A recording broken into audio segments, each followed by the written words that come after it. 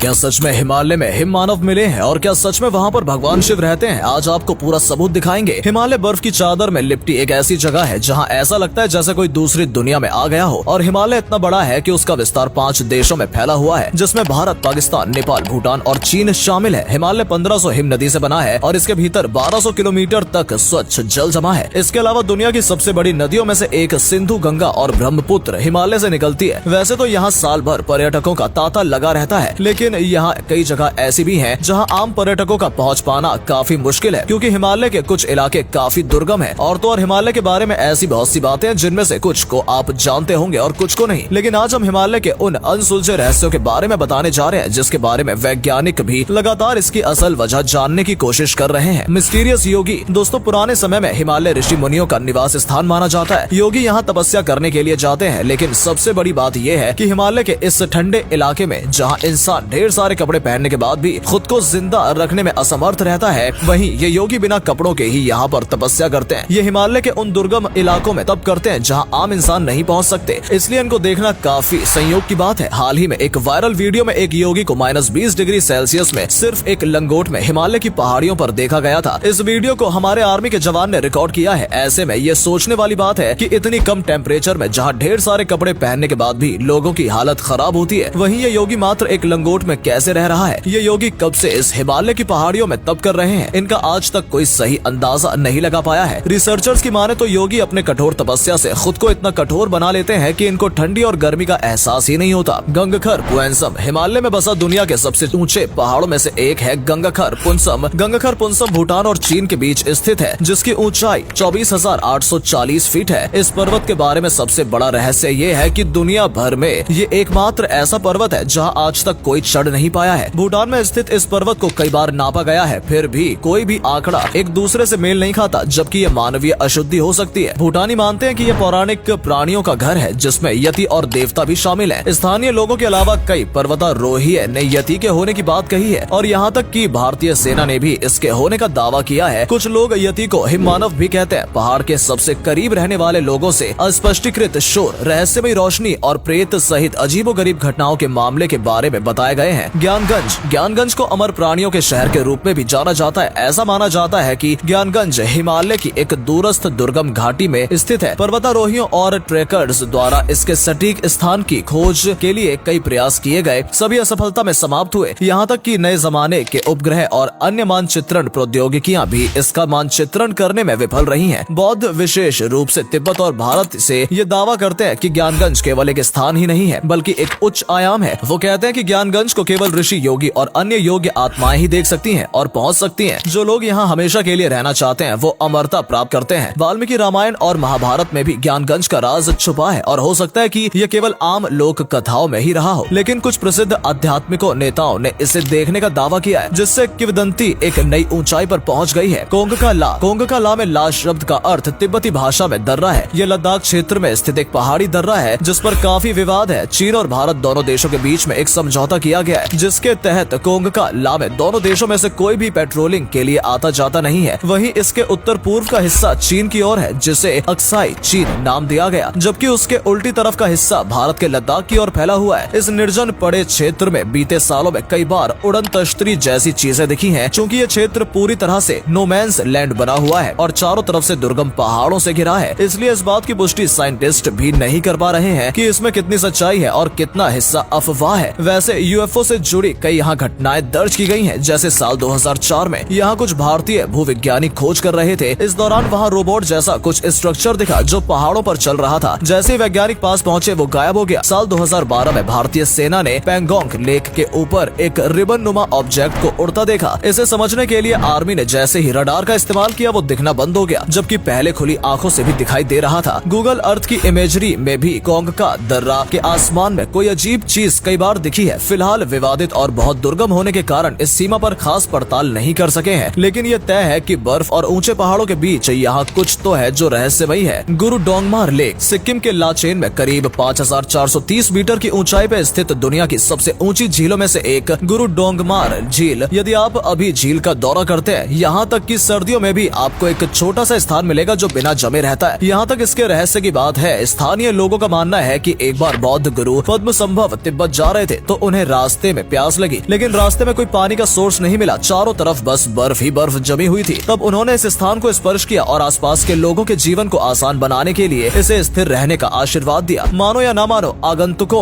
के साथ साथ स्थानीय लोगों का भी यही मानना है कि भीषण ठंडी होने के बावजूद भी यहाँ एक कोने की पानी नहीं जमती है। Unexplained atmosphere. आजकल बढ़ते हुए प्रदूषण की वजह से सांस लेना भी दुश्वार हुआ पड़ा है, लेकिन हिमालय का वातावरण काफी स्वच्छ है, जिसकी वजह से हिमालय की वादियों में रहने वालों को कभी दमा, टीबी, गठिया, संधिवात, कुछ चर्म रोग, आमवात, अस्थि रोग और नेत्र रोग जैसी बीमारी नहीं होती। हिमालय क्षेत्र के राज्य जम्मू कश्मीर, सिक्किम, हिमाचल, उत्तराखंड, असम, अरुणाचल आदि क्षेत्रों के लोगों की स्वास्थ्य अन्य प्रांतों के लिए ही अपेक्षा बेहतर है। इसे ध्यान और योग के माध्यम से और बेहतर करके यहाँ की औसत आयु सीमा बढ़ाई जा सकती है। तिब्बत के लोग निरोगी रहकर कम से कम 100 वर्ष तक जीवित रहते ही हैं। Place of good and bad soul. Himalaya दिन में जितना हसीन और खूबसूरत लगता है, शाम के समय में उतना ही भयानक लगता है। शाम होने के बाद यहाँ बाहर निकलना खतरे से खाली नहीं होता। कई लोगों का मानना है कि यहाँ पर कुछ जगह पर रात के समय में बुरी शक्तियाँ हावी हो जाती हैं। कुछ लोग तो ऐसे शख्स का दावा करते हैं जो पलक झपकते ही गायब हो जाते हैं और फिर नजर भी आने लगते हैं। रोहतांग पास में कई ऐसी असाधारण घटनाएं दर्ज की गई हैं। एबियोट माउंटेन पे स्थित एक बंगलो काफी हॉन्टेड है। बताया जाता है कि इसे ब्रिटिशर्स के समय में एक ऑबिट नामक अंग्रेज ने बनवाया था। उन्होंने इस बंगले में अपनी फैमिली के साथ काफी लंबा समय बिताया, फिर बाद में इसे हॉस्पिटल के लिए दान कर दिया गया। यहाँ हॉस्पिटल के अलावा एक ग्रेवयार्ड और चर्च भी है। हॉस्पिटल के बनते ही ये मरीजों की भीड़ लगने लगी और तभी मॉरिशस नाम के एक डॉक्टर को रखा गया। कुछ लोग का कहना है कि उसे भविष्य देखना आता था। वो मरीज को देखते ही उसके मरने का समय बता देता था, लेकिन बाद में जब इस डॉक्टर के बारे में खोजबीन की गई तब पता चला कि वो एक मानसिक रोगी था जो मरीजों के मरने का समय बताकर उन पर एक्सपेरिमेंट करता था और बाद में अपनी भविष्यवाणी को सच करने के लिए वो उन्हें मार देता था। इसलिए ऐसा कहा जाता है कि यहाँ आज भी उन मरीजों की आत्मा भटकती है। जो लोग भी यहाँ जाने की कोशिश करते हैं वो मारे जाते हैं। लेकिन ऐसा नहीं है कि यहाँ केवल बुरी आत्माएं ही हैं। यहाँ कई ऐसे भी किस्से सुनने को मिले हैं जहाँ पवित्र आत्माओं ने कई लोगों की जान बचाई है और राह भटके लोगों की मदद की है। Magical herbs. हनुमान जी हिमालय के एक क्षेत्र से ही संजीवनी का पर्वत उखाड़ कर ले गए थे। हिमालय ही एकमात्र ऐसा क्षेत्र है जहाँ दुनिया भर की जड़ी बूटियों का भंडार है। हिमालय की वनस्पति अतुलनीय है। हिमालय में लाखों जड़ी बूटियां हैं जिससे व्यक्ति के हर तरह के रोग को दूर नहीं किया जा सकता बल्कि उसकी उम्र को दोगुना किया जा सकता है। इसके अलावा ऐसी भी कई चमत्कारिक जड़ी बूटियां हैं जिनका वर्णन अथर्ववेद, आयुर्वेद और जड़ी बूटियों के ग्रंथों से मिलता है। सोमवल्ली, संजीवनी बूटी, अरुंधति, ब्रह्म कमल जैसी वनस्पतियां हिमालय के एक विशेष क्षेत्र में पाई जाती हैं। भारतीय चिकित्सा पद्धति में आदिकाल से ही जड़ी बूटियों को विशेष महत्व दिया गया है। अनेक प्राकृतिक फूलों, जड़ी बूटियों और वनस्पतियों की इस सुरम्य स्थली का महत्व जानना जरूरी है। महर्षि चरक ने अपनी चरक संहिता से उल्लेख किया है कि हिमालय दिव्य औषधि भूमि में श्रेष्ठ है। इस हिमालय में अनेक प्रकार की दिव्य औषधियाँ, 24 प्रकार के सोम एवं अष्ट वर्ग की जड़ी बूटियाँ विद्यमान है।